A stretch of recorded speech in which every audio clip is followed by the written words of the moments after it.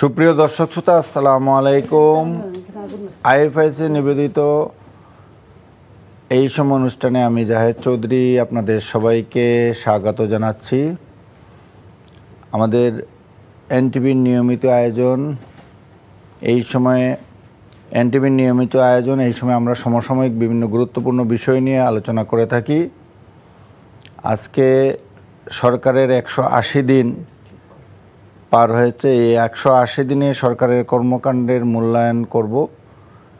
পাশাপাশি আজকে দিনে বেশ কয়েকটি গুরুত্বপূর্ণ ঘটনা ঘটেছে, এই নিয়েও আমরা কথা বলবো। সরকারের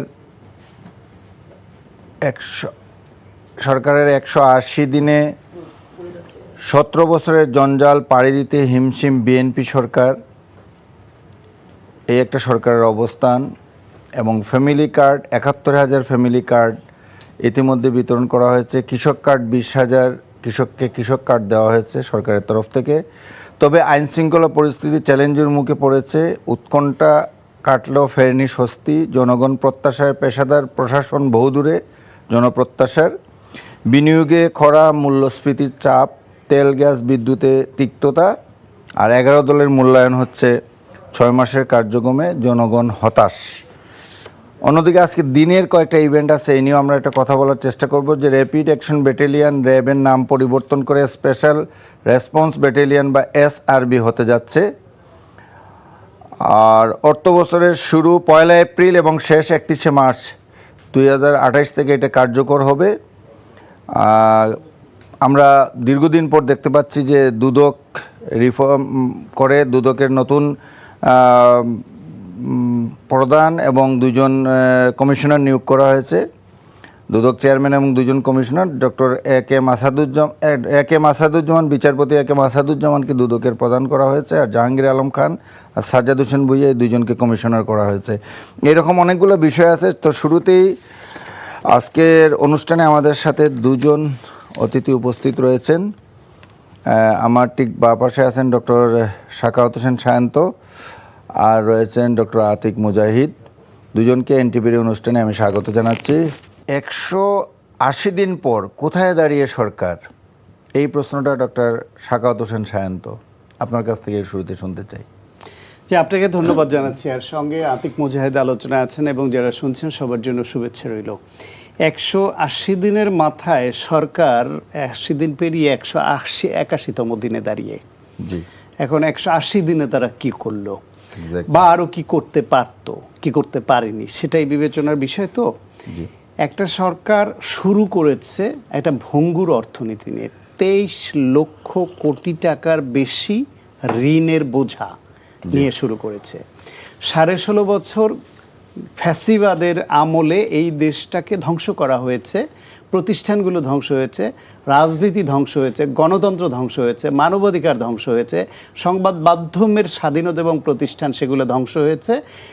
এইসব নানাবিধভাবে আর্থিক প্রতিষ্ঠান ধ্বংস হয়েছে। সঙ্গে সঙ্গে মানুষকে তারা ইমমরাল করে ফেলেছে, প্রশাসনকে অনৈতিকভাবে ব্যবহার করতে করতে লোভে পড়ে। সেই অবস্থায় একটা গণ অভ্যুত্থানের মাধ্যমে গণহত্যা চালিয়ে তারা পালিয়ে গেল। ইন্টারিম সরকার 1.5 বছর চালালো। এরপরে জনগণের প্রত্যক্ষ ভোটে জনগণের সরকার পেলাম আমরা বহু বছর পরে। যেই সময়টা একদিকে মানুষের প্রত্যাশা আকাশচুম্বী, কারণ তারা দম ফেলবার জায়গা ছিল না, হঠাৎ করে তারা দম নিতে শুরু করেছে, দম ফেলতে শুরু করেছে এবং মনে করলো যাক এইবার তাহলে আমরা নতুন করে বাঁচবো। প্রত্যাশা অনেক বেশি বেড়ে গেল। কিন্তু প্রত্যাশা পূরণের জন্য সরকারের হাতে যে লজিস্টিক্স, তাদের যে রিসোর্স, সেটা ভেরি লিমিটেড এবং ভঙ্গুর। সেই অবস্থার মধ্যে সরকার সাহস নিয়ে কয়েক ধরনের কর্মসূচি ঘোষণা করলো। 180 দিনের কিছু হচ্ছে গিয়ে আপনার সিগনেচার প্রোগ্রাম, যেগুলা তাৎক্ষণিকভাবে করে মানুষকে একটু হ্যাপি করা, আর কিছু হচ্ছে দীর্ঘমেয়াদীভাবে এই ভঙ্গুর রাষ্ট্র ব্যবস্থাকে কিভাবে মেরামত করা যায় সেই চিন্তা করা। তাৎক্ষণিকভাবে সিগনেচার প্রোগ্রাম হিসেবে কি করেছে দেখেন। প্রথম হলো সরকারের একটা অবয়ব তৈরি করা। প্রধানমন্ত্রী তিনি নিজে বললেন, প্রোটোকল কমিয়ে দিলেন, গাড়ির ভর কমিয়ে দিলেন। বললেন মন্ত্রী এমপি সরকারি গাড়ি জমি যে আগে পেত সেটাকেও আমরা নিব না। তিনি তার স্যালারি 10% রাষ্ট্রীয় কোষাগারে জমা দিলেন, এটা অন্যদের উদ্বুদ্ধ করবার জন্য। এই বিদেশে বহরে বহরে যেত সরকারি কর্মকর্তা কর্মচারী মন্ত্রী এমপিরা সরকারি টাকায় কমিয়ে দিলেন। বিভিন্ন ক্ষেত্রে খাওয়া দাওয়া সরকারি অপচয় রোধ করলেন। বড় বড় ডিনার প্রোগ্রাম লক্ষ লক্ষ কোটি কোটি টাকা খরচ করতো সেগুলো কমিয়ে দিলেন। এইভাবে করে সরকারের যে মিতব্যয়ী প্রো পিপল একটা সরকার এবং একজন প্রধানমন্ত্রী যিনি খুবই জেনারাস, খুবই সিম্পলিসিটি নিয়ে দরদ নিয়ে কথা বলেন, কাজ করেন, দেশের কথা দেশের মানুষের কথা ভাবেন, এইরকম প্রধানমন্ত্রীর অবয়বে দেশে বহুদিন আমরা দেখিনি। সেই রকম একটা ইমেজ তিনি গোটা সরকারের এবং তার নিজের মাধ্যমে তৈরি করলেন। আমরা একটা নতুন একটা রূপ পেলাম। এরপরে কি হলো, নির্বাচনী ইশতেহার অনুসারে শুরুতে এসেই তারা 13 লক্ষ কৃষক সুবিধাভোগী হয়ে গেলেন। 10,000 টাকা করে কৃষি ঋণ সুদসহ মৌকুব করে দিলেন।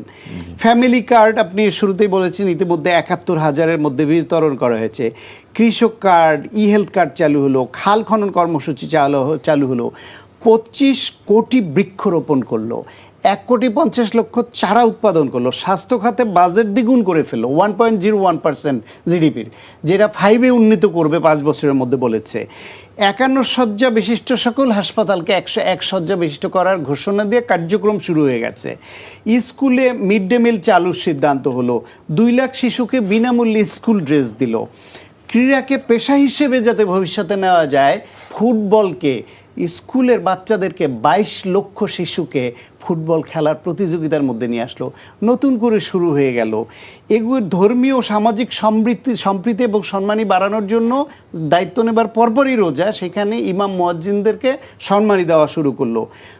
বিকল্প বিদ্যুৎ ব্যবস্থা বা বিকল্প পাওয়ারের জন্য সোলারকে এনকারেজ করা শুরু করলো। ইতিমধ্যে 35 মেগাওয়াট জাতীয় গ্রিডে যোগ করে ফেললো। গুম খুন প্রতিরোধের এটা একটা সমালোচনা ছিল যে কিছু অধ্যাদেশকে আইনে পরিণত করেনি, অধিকতর যাচাই বাছাইয়ের মধ্যে গুম খুন প্রতিরোধ ও বিচার আইনটি ইতিমধ্যে মন্ত্রিপরিষদে পাশ করে ফেললো। জুলাই স্মৃতি জাদুঘর নিয়ে বিতর্ক ছিল, দাবি ছিল, সেটাকে একটু গুছিয়ে নিয়ে উদ্বোধন করে দিল। এই যে অনেকগুলো একটা কর্মযজ্ঞ শুরু করলো এবং দীর্ঘমেয়াদী পরিকল্পনাগুলো শিক্ষা ব্যবস্থাকে কিভাবে ঢেলে সাজাতে হবে।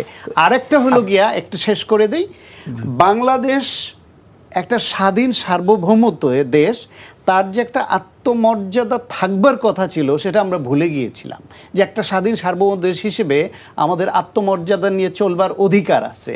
সেটা ভারতের সঙ্গে দ্বিপাক্ষিক সম্পর্কে সেই রকম আত্মমর্যাদা নিয়ে থাকা। এবং দেখেন মানুষের মধ্যে কি স্পিরিট তৈরি হয়েছে, আগে শুধু বিজিবির কথা শুনতাম, এখন ইন্ডিয়ার সঙ্গে চতুর্দিকে যে বর্ডার এলাকার বাংলাদেশি প্রত্যেকটা নাগরিক এক একজন বিজিবির সদস্য হয়ে উঠেছে, যারা বিজিবির সঙ্গে একসঙ্গে তাল মিলিয়ে তারা ইন্ডিয়ার অনুপ্রবেশ এবং তাদের যে এখানকার লোকদের ধরা সেটাকে প্রতিহত করছে।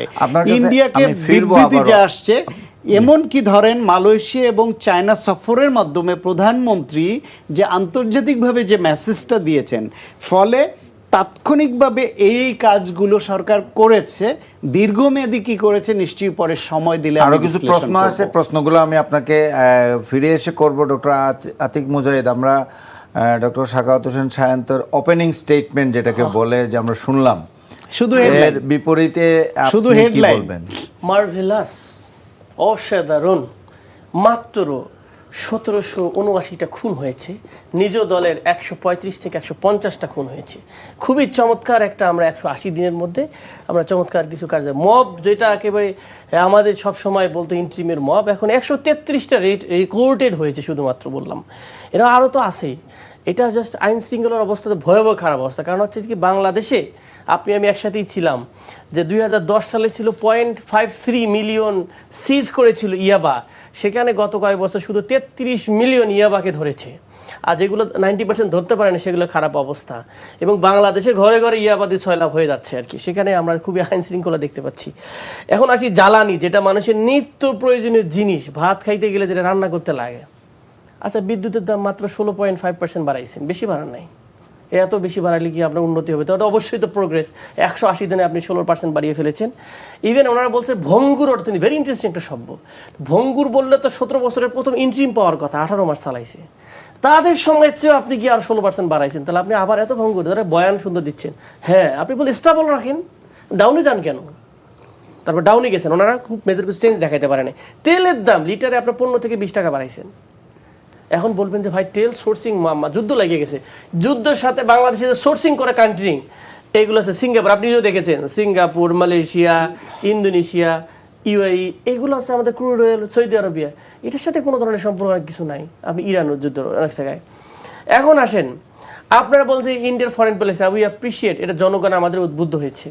আমাদের মন্ত্রী, যে মন্ত্রী আছেন, সে বলছেন আমি ইন্ডিয়াকে বলেছি বেশি করে তেল দিতে, উপরে বলেন যে তেল দিতে, আবার বলেন যে আমি ইন্ডিয়া বিরুদ্ধে অবস্থান নিতেছি। আসলে একটু তো বিক্রি করতেই পারে। আমি বলি আপনার নামে না, বিক্রি করা এক জিনিস, তারপরে আপনি ইন্ডিয়া নির্ভরতার বিপরীত কথা বলতেছেন, ডিপ্লোমেসিতে আবার নিয়ে আসতেছেন, তারপরে আপনি আসলে কি চান?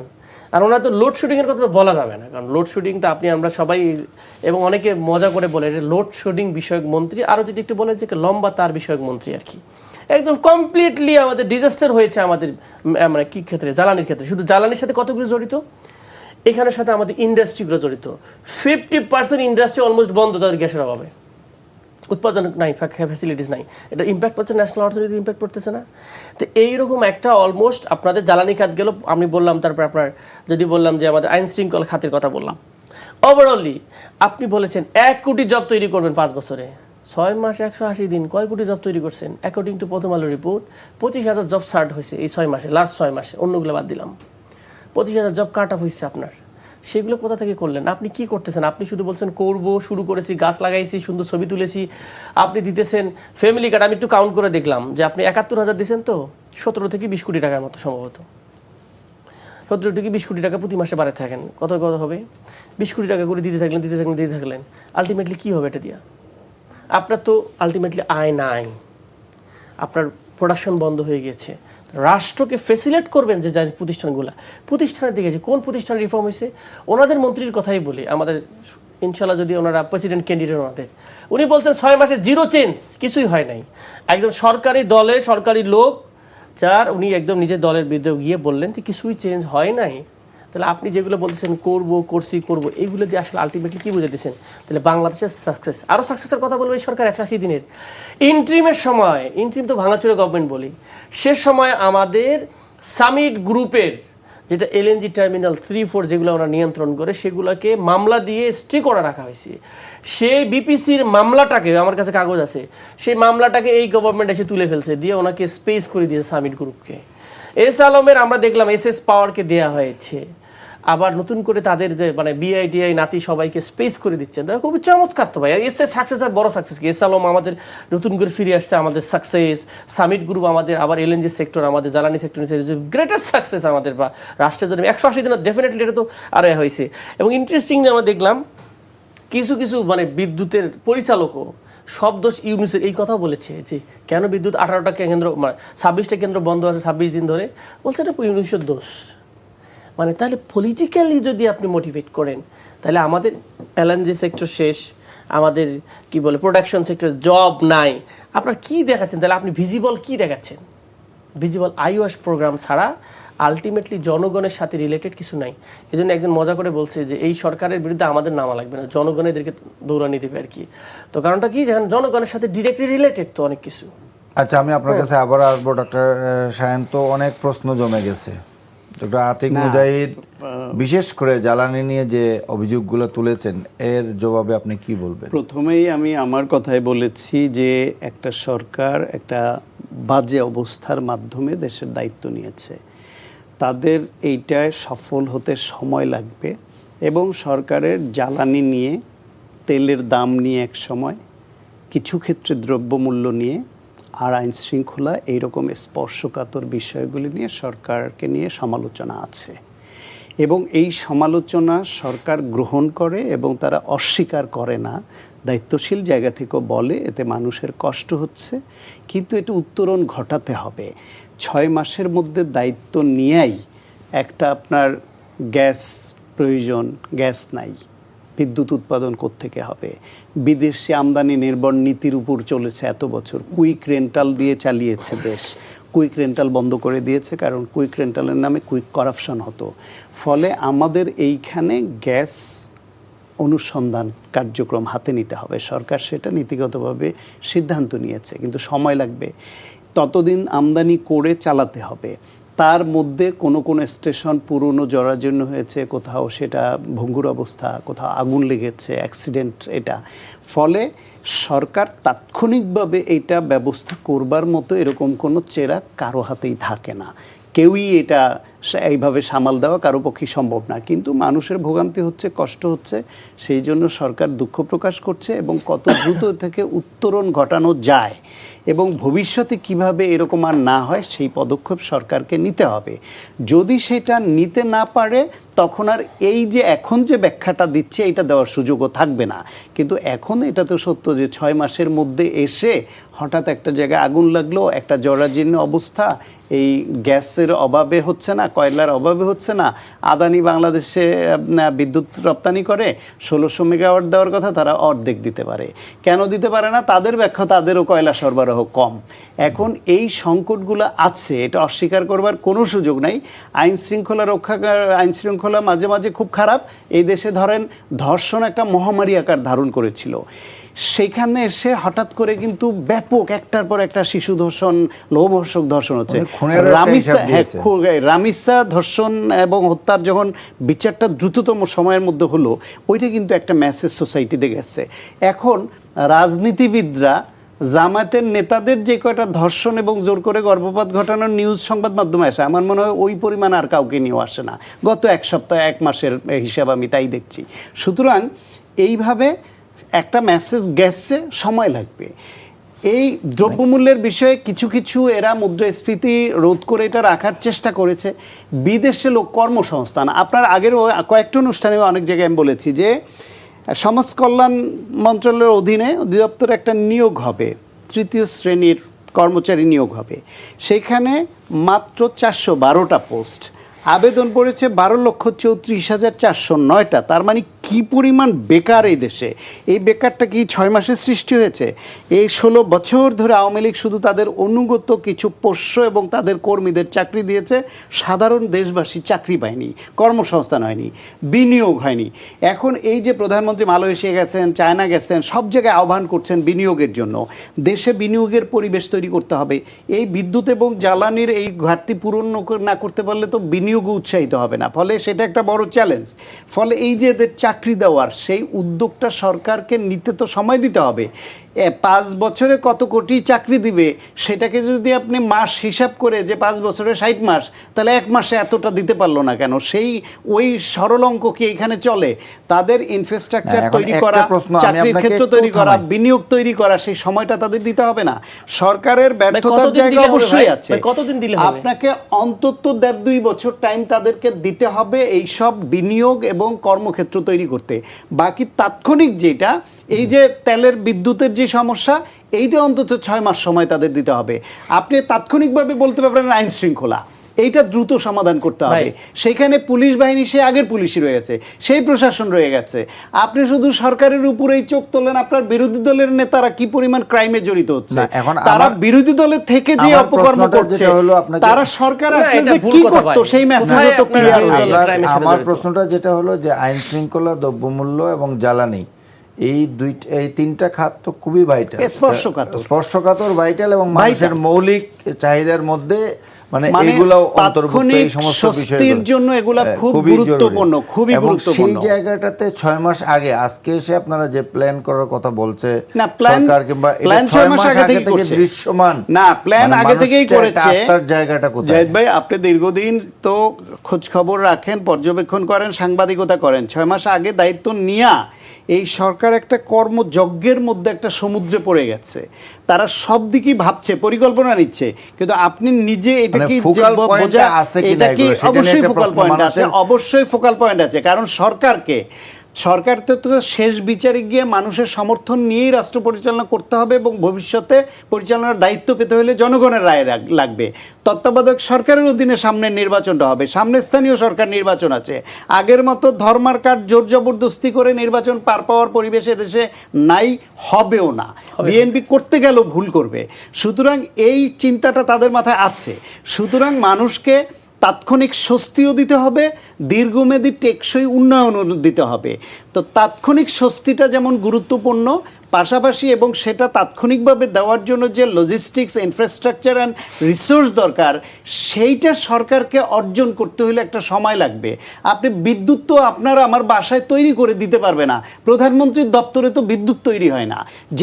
যে ফ্যাক্টরি বিদ্যুৎ তৈরির যে রিসোর্সগুলো আছে সেটা জরাজীর্ণ, সেটা কি 3 দিনে ঠিক হয়ে যাবে? বা সেটা কি দায়িত্ব নিয়ে 1 মাসের মধ্যে সেটা বোঝা সম্ভব ছিল?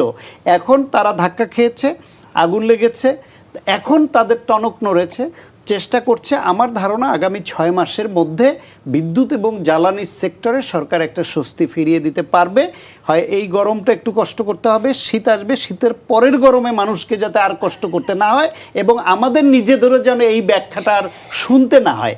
এখন এই মুহূর্তে যে এই ক্রাইসিসটা, এই ক্রাইসিসটা এই সরকারের তৈরি ক্রাইসিস তো না। আপনার একদিকে হলো টাকা নাই, আর একদিকে হলো দীর্ঘদিন ধরে আপনি যেসব জিনিস জরাজীর্ণ হয়ে আছে, টাকা পাচার করা হয়ে গেছে, নীতিমালা বিদেশ থেকে শুধু আমদানি নির্ভর হয়ে গেছে। আপনি তেল, আপনি গ্যাস অনুসন্ধান করলেই তো পাবে। মানে আগ থেকে কি কোনো প্রস্তুতি ছিল না বিএনপি যে এসে আপনার কি করতে হবে? আগ থেকে কি 2 বছর শেখ হাসিনা বিদায় হওয়ার তো 2 বছর হয়ে গেছে, তখন অন্তর্বর্তী সরকার 18 মাস সময় বিএনপির কি তখন সুযোগ ছিল যে তেল গ্যাস অনুসন্ধান শুরু করি? অনুসন্ধান 10 বছরের কাজ, এটা তো ভাই এটা বন্ধ ছিল কেন? ইন্টারিম কেন শুরু করে নাই? ইন্টারিম কেন গ্যাস অনুসন্ধান শুরু করে নাই? ইন্টারিম কেন এইসব বিদ্যুৎ সেক্টরে এগুলা রিচেক করে নাই যে কোনগুলা কত বড় বছর হয়েছে এবং জরাজীর্ণ কোনটাকে আমার মেরামতে যেতে হবে? ইন্টারিম কেমনে চালাইলো? ইন্টারিম কেন বিনিয়োগ 1 টাকার বিনিয়োগ বাড়াতে পারেনি? তারা এত গল্প বলেছে। ইন্টারিম কেন বিদেশের সঙ্গে বিভিন্ন দেশে যে সফর করেছেন তারা কেন তখন বিদেশি বিনিয়োগ আনতে পারেনি? আপনি দেখেন ইন্টারিম এত ইন্টারনেট কেন? প্রধান উপদেষ্টা তিনি তো আন্তর্জাতিকভাবে সমাদৃত লোক, তার দিকে তো আমরা চেয়েছিলাম। তিনি শুধু লোন আনা ছাড়া আর এই দেশে বিনিয়োগ কি এনেছেন 1 টাকার বলেন? তবে দোষারোপের রাজনীতি না, দোষারোপের রাজনীতি ওনরা একতরফা দোষারোপ করছেন বলে আমি সরকারের সমর্থক হয়েও আমি এই সরকারের এইসব যেসব জায়গায় ফেল করছে সেই কথাগুলো বলছি। তার মুখ থেকে আপনি সরকারের একটা সফলতার গল্প শুনবেন না, একটা সফলতার শব্দ এই পর্যন্ত শুনেন নাই। আমি বলছি ব্যর্থতা আছে, তাদের দায় নিতে হবে, চেষ্টা করতে হবে। দুদক আজকে পুনর্গঠন হয়েছে, সেটা নিয়ে সমালোচনা ছিল, বাকি যেগুলো ছিল হবে। আপনার জুলাই সনদ বাস্তবায়ন নিয়ে এবং 31 দফা রাষ্ট্র মেরামতের বাস্তবায়ন নিয়ে সরকার যে বিশেষ কমিটি করেছে সেটা হবে, সেটা নিয়েও হবে। সুতরাং সরকারের আপনি কাজ করতে গেলে সব সফলতা হবে তাহলে তো সে মানুষ না, সে হয় ফেরেশতা নাইলে শয়তান। শয়তানের ভুল হয় না, ফেরেশতার ভুল হয় না, মানুষের ভুল হবে। সেই ভুলটা স্বীকার করতে হবে, রিয়ালাইজ করতে হবে, কারেকশন করতে হবে। Practice, error, correction, perfection, this is the policy. Government is doing all that things. তো সেইটা আপনি স্বীকার না করে আপনি শুধু ব্যর্থতার গানটা গাইবেন, এটাও তো সঙ্গত না। ডক্টর আতিক মুজাহিদ যে সমস্ত বিষয়ে ডক্টর সায়ন্ত নিয়ে আসলেন এবং উনি সময়ের কথা বলছেন যে 6 মাস এনাফ না, আরো বেশি সময় লাগবে। বিশেষ করে আপনার একটা ভিজিবল চেঞ্জের জন্য খেয়াল করেন, আপনার তো বোঝা যায় যে আপনি কি করে আন্তরিকতার কথা বলতেছেন। 3 লে আপনি কোন জায়গায় ধরবেন? আমার tell me one sector, I am telling you. উনি বলছেন সাকসেস আমি যদি ধরি একটা করে ফরেন ডিপ্লোমেসিতে আপনারা চায়না সাপোর্ট করে আসছে, আমরা কিন্তু অ্যাপ্রিসিয়েট করেছি যে ইয়েস, মালয়েশিয়া গেছে অ্যাপ্রিসিয়েট করেছি, দাঁড়িয়ে আমরা টেবিল চাপড়িয়েছি, সারপ্রাইজ না? স্টেটমেন্ট দিয়েছে ইন্ডিয়ার এগেনস্টে, আমরা অ্যাপ্রিসিয়েট করেছি না, করি না, এটা এরকম না। ইস্যুটা হলো আপনারা শুধুমাত্র কি করেছেন, আমাকে একটু ভিজিবল জিনিস বলেন যে ভাই এই জিনিসটা করেছি। আপনি শুধু বললেন যে 17 বছরের সমস্যা এই সেই, আপনি আসার পর একটা স্টেবল সিচুয়েশন করতে পারলেন না কোনো বিষয়গুলোতে। আপনি কি করলেন দেখেন, 3 লেয়ার দলীয়করণ করলেন। 1 লেয়ার হলো আপনি বলছেন 31 দফায় কোনোভাবে আমরা প্রশাসক নিয়োগ দিব না, আপনি ভায়োলেট করে দিলেন, সব জায়গায় প্রশাসক নিয়োগ দিলেন দলীয় লোক দিয়ে। 109টা চুক্তিভিত্তিক আপনার ছাত্রদল, যুবদল, বিভিন্ন দল সম্পাদক দিয়ে আপনি বসাই দিলেন বিভিন্ন গভর্নমেন্টের বিভিন্ন প্রতিষ্ঠানকে। ইভেন আপনি নির্বাচন কমিশনের মতো একটা সেন্সিটিভ, সবার কাছে ফেয়ার একটা জায়গায়, সেখানে আপনি দিলেন একটা এডিশনাল সেক্রেটারি, আপনার দলীয় একটা নির্বাচন সিস্টেমের জায়গা থেকে নিয়ে যাওয়া সেই লোকটাকে ঢুকিয়ে দিলেন। আপনি ধরেন দেখেন বাংলাদেশের ইতিহাসে কখনো নজিরবিহীন এরকম ছিল না। তারপরে ধরেন এখানে আপনি দিলেন কি, এটা কখনো প্র্যাকটিস ছিল না, সরকারি দলীয়ভাবে আপনি নিজের দলের লোকজনকে আপনি প্রশাসক বসাইলেন জেলা পরিষদে, এবং মহিলা এমপিদেরকে আবার দিলেন, আবার দলীয় লোকজনকে দিলেন। মানে এখানে আপনি এটা অন্য দলকে কোনো কার্যক্রম করতে চালাতে দিলেন না, পলিটিক্যাল পরিবেশ যদি বলেন সেটা। আপনি নট এ সিঙ্গেল সেক্টর। আমি একটা উদাহরণ দেই, উনি বলল এই যে ফ্যামিলি কার্ড পাইলটিং হচ্ছে না, piloting it's understand, piloting A survey কত টাকা দিছে? 2000 কোটি টাকা বরাদ্দ। Survey 2000।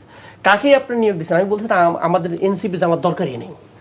Make it generalise for পিপলের পারপাসে করতে চান তো আমরা অ্যাপ্রিসিয়েট করি। আপনি আমার কাছে তালিকা আছে পুরো ফুল ডিস্ট্রিক্টে ওনাদের লোকের বাইরে কোনো লোক গেলে তো হুমকি তো দিছে, দেখছেন? ইউনোকে অবরুদ্ধ করে রেখেছে, দেখেছেন না? তা এটা তো আপনি সেই মিনিমাম লেভেল থেকে শুরু করে ম্যাক্সিমাম লেভেলে আপনি দলীয়করণের একটা হিউজ আন্ডারস্ট্যান্ডিং করতেছেন। সরকারি প্রতিষ্ঠানগুলোকে দলীয় প্রতিষ্ঠানের মুখপাত্র মানে দলের শাখা বানায় ফেলতেছেন। তারপরে তাহলে আপনি কোন জায়গায় আসেন? আপনি ধরেন সারের কথা, কৃষিক্ষেত্রে গেলাম না, সারের দাম এখন কত? 1250 টাকা দাম 1800 টাকা হয়ে গেছে। মানে আপনি কোন সেক্টরটা যাবেন? শিক্ষা খুব ভালো কিছু করছে শিক্ষাতে আমাদের, সকাল বিকাল চেঞ্জ করছে। ম্যানেজমেন্ট কমিটি আমরা অনার্স পাস রাখবো, চেঞ্জ করে আবার দিলেন না অনার্স পাস না। প্রেশার দিল না আমরা এনটিআরসির মাধ্যমে নিয়োগ দিব না, আবার প্রেশার দিলেন না আমরা এই সিদ্ধান্ত নিইনি। আপনি ডাবলিং করতেছেন। আপনি হসপিটাল নির্মাণ করবেন বলেছেন, আপনার টাকাই তো নাই। আপনি বলছেন আমি আপনার প্রতিমন্ত্রী বলতেছেন আমার টাকার অভাবে তেল কিনতে পারতেছি না, আর আপনি সারা দেশে 51 শয্যা থেকে 101 করবেন, অ্যাপ্রিসিয়েট করি।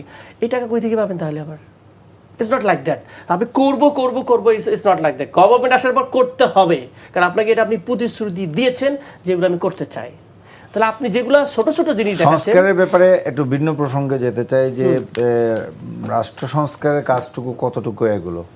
রাষ্ট্র সংস্কারের কোনো কাজে আগায় নেই কমপ্লিটলি। তারা তো এখন সুন্দর করে বলেই দিয়েছেন নোট অফ ডিসেন্ট যেগুলো করবোই না। I mean no change, nothing.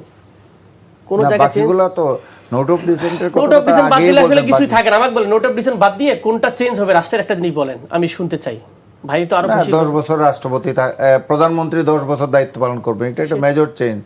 Article 70 change হয়ে গিয়ে আপনার স্বাধীনভাবে কথা বলতে পারবেন, মত দিতে পারবেন, ইভেন রাষ্ট্রপতিতে ভোট নির্বাচনে ভোটও দিতে পারবেন ভবিষ্যতে নিজেদের ইচ্ছা মতো। এবার নাই, সবাই 10 বছর পরে হবে সবগুলো, ইউ উইল সি। আমরা বিষয়টা হচ্ছে মেজর কোনো চেঞ্জ পাওয়ার শিফটিং এ হয় নাই।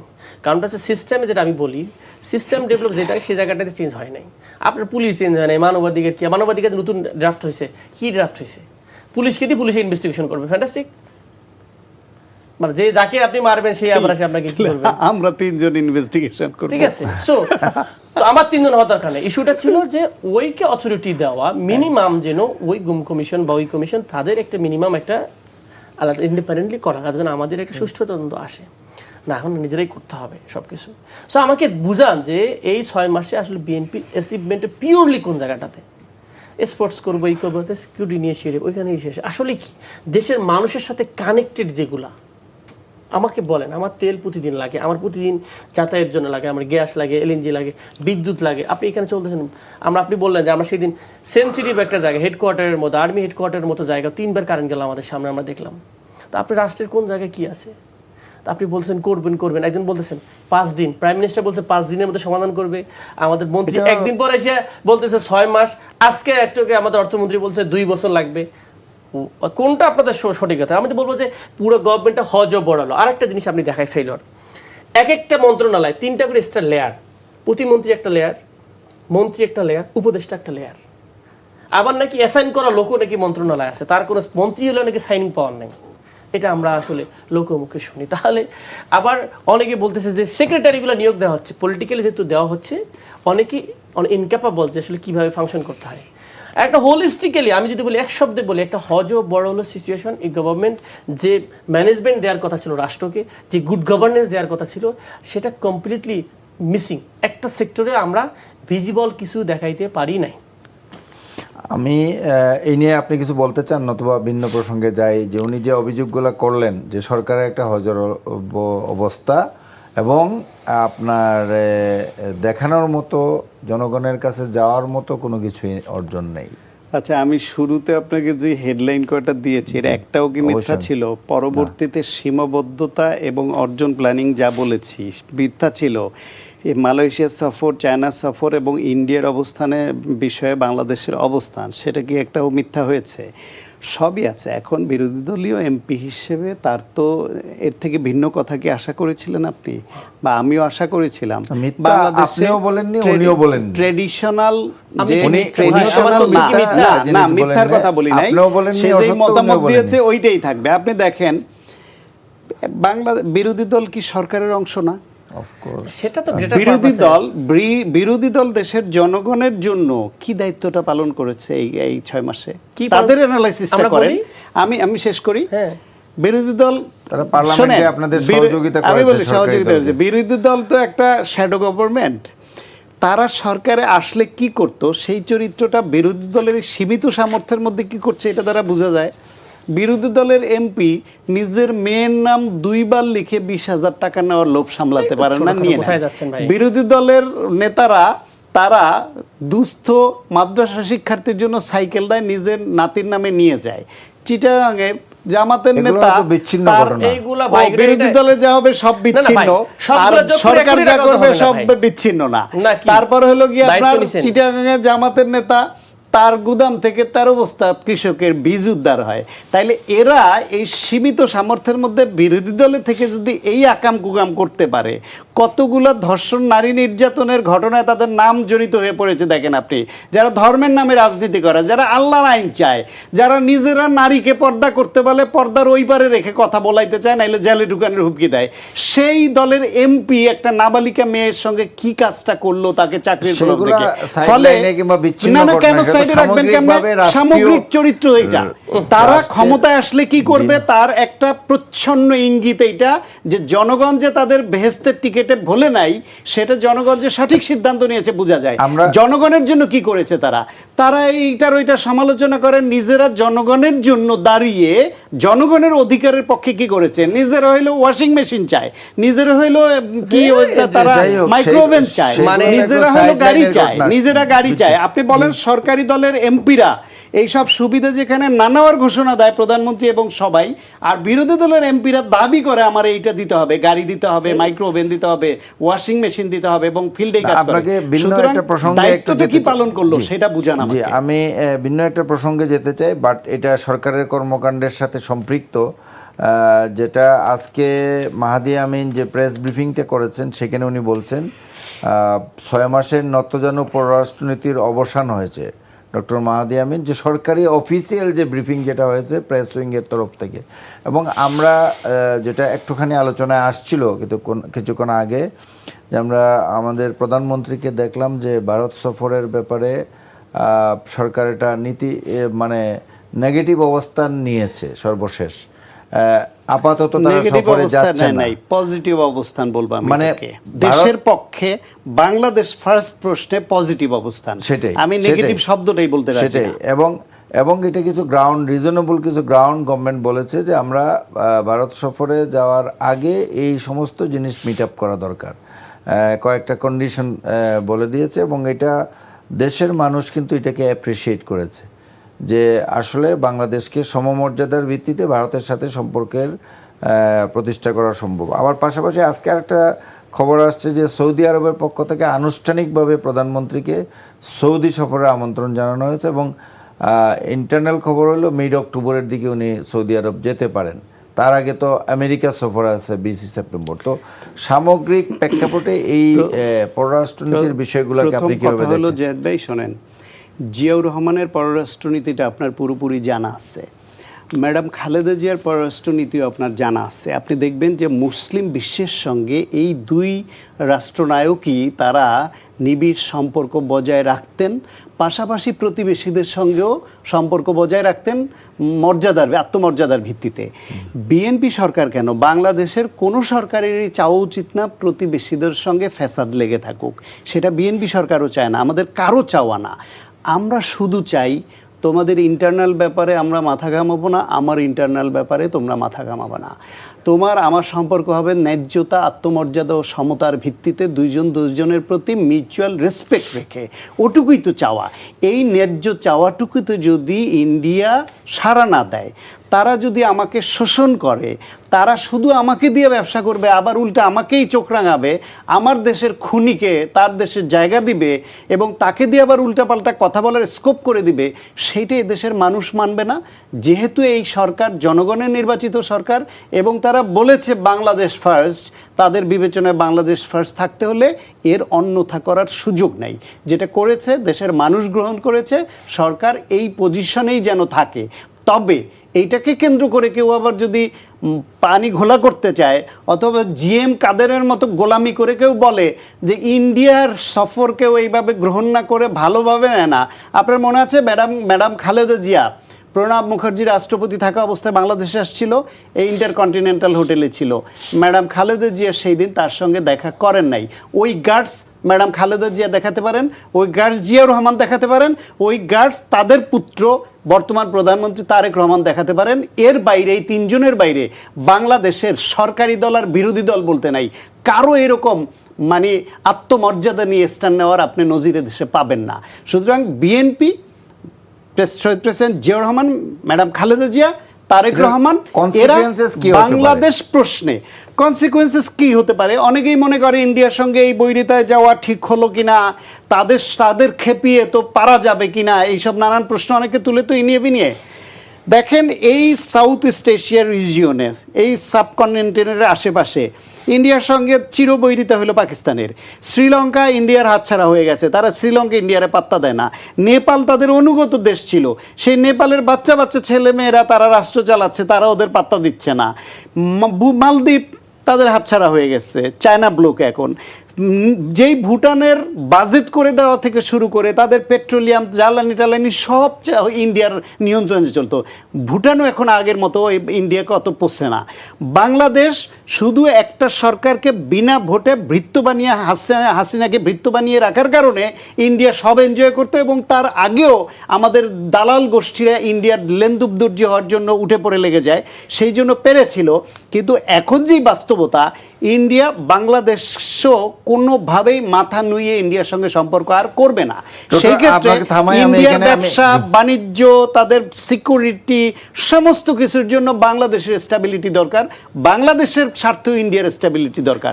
এটা হবে মিউচুয়াল রেসপেক্ট নিয়ে সম্পর্ক হবে, এর বাইরে কোনো কথা হবে না। সরকারের ফরেন পলিসি নিয়ে আপনি কি বলবেন, এবং এখন পর্যন্ত যতটুকু দেখতে পেয়েছেন, সর্বশেষ দুটো ঘটনার কথা আমি বললাম। আচ্ছা, আমি তো একবার বলেছি, তারপর আমি ভাই কিছু কথা বলে সেগুলো রেসপন্স করা দরকার। বিরোধী দল নিয়ে উনি যেগুলো বললো, এটা কমপ্লিটলি খুবই আইসোলেটেড, খুবই দুই একটা বিষয়। আমি যদি গুগলে শুধু করি, জাস্ট হিউজ নাম্বার অফ জিনিসগুলো পাবো, মানে সব ধরনের যেগুলো উনি বললো, ওনাদের ওখানে ওনার দলের এগুলো ভরা, full of it.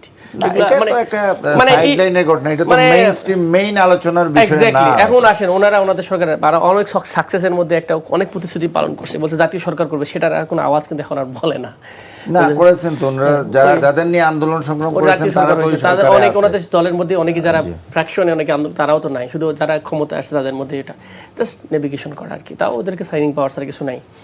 By the way, আমি ডিপ্লোমেসির ক্ষেত্রে যেটা বলতেছি, ডিপ্লোমেসির ক্ষেত্রে এই গভর্নমেন্টের যদি বলেন যে অবশ্যই কিছু কিছু ক্ষেত্রে প্রশংসনীয়, আমি আগেও বলেছি যে অবশ্যই বাংলাদেশের আত্মমর্যাদা, ইন্টারেস্ট, ন্যাশনাল ইন্টারেস্ট ফার্স্ট, এইটাই নিয়ে আগাইতে হবে। এটার ক্ষেত্রে খেয়াল করবেন, ইন্ডিয়া যখন ফরেন পলিসি করে, তারা কিন্তু গভর্নমেন্ট চেঞ্জ হলেও ফরেন পলিসি চেঞ্জ হয় না।